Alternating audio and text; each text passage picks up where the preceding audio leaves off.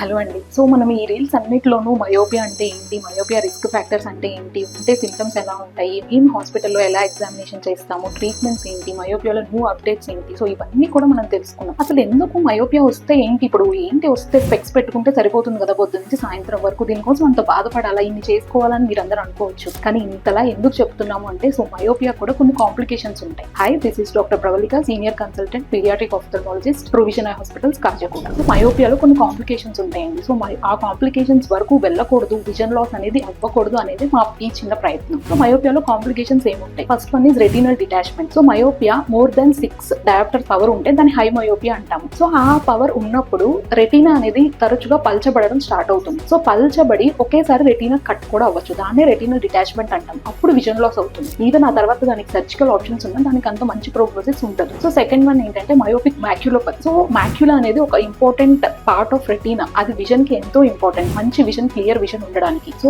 ఆ దాంట్లో మాక్యులోపతి అనేది రావడం వల్ల కూడా పర్మనెంట్ విజన్ లాస్ అనేది జరుగుతుంది. ఇంకొకటి గ్లకోమా. సో మయోపియా అనేది ఉండడం వల్ల ఏంటంటే కంట్లో ఒత్తిడి కూడా పెరిగి అది కంటి నరం మీద ఎఫెక్ట్ చూపించి అది కూడా విజన్ లాస్ ని కలిగిస్తుంది. ఇంకొకటి క్యాట్రాక్ట్. క్యాట్రాక్ట్ అంటే పెద్దవాళ్ళలో మాత్రమే వస్తుందని ఏ మాత్రం అనుకోవద్దండి. సో మయోపియా ఉన్నప్పుడు కూడా లెన్స్ అనేది కూడా ఇదయ్యి సో క్యాట్రాక్ట్ గా కూడా ఫామ్ అవుతుంది. And last one is myopic CNV, choroidal neovascularisation. So ఇదే అంటే ఏంటంటే కనుక రెటీనా కింద ఉన్నటువంటి కొన్ని వెసల్స్ లో అబ్నార్మల్ గ్రోత్ అంటే నియోవాస్కులరైజేషన్ అనేది జరిగి సో అది మళ్ళీ బ్లీడ్ అయ్యి హెమరేజెస్ గా మారి అది కూడా ఒక విజన్ లాస్ గా క్రియేట్ చేస్తుంది. సో ఈ మయోపియా ఒక కాంప్లికేషన్ ఏ ఒక్కటి వచ్చినా కూడా అది పర్మనెంట్ విజన్ లాస్ అవుతుంది. దానికి మళ్ళీ ట్రీట్మెంట్స్ అనేవి ఎంత ఉన్నా కూడా దానికి అంత గుడ్ ప్రోగ్నోసిస్ లేదు. సో ఈ మయోపియా కాంప్లికేషన్స్ అప్పటి వరకు అక్కడ దాకా వెళ్ళకూడదు అంటే ముందుగానే మయోపియా గురించి అవేర్నెస్ క్రియేట్ చేసుకొని మీ పిల్లలకి ప్రాబ్లం ఉన్నా లేకపోయినా రెగ్యులర్ చెకప్స్ కి తీసుకొచ్చి ఇన్ కేస్ ప్రాబ్లం ఉన్నా కూడా సో క్లోజ్ ఫాలో అప్స్ లో ఉన్నప్పుడు మనం ఇలాంటి కాంప్లికేషన్స్ అన్ని కూడా ముందుగానే ప్రివెంట్ చేయొచ్చు. Thank you.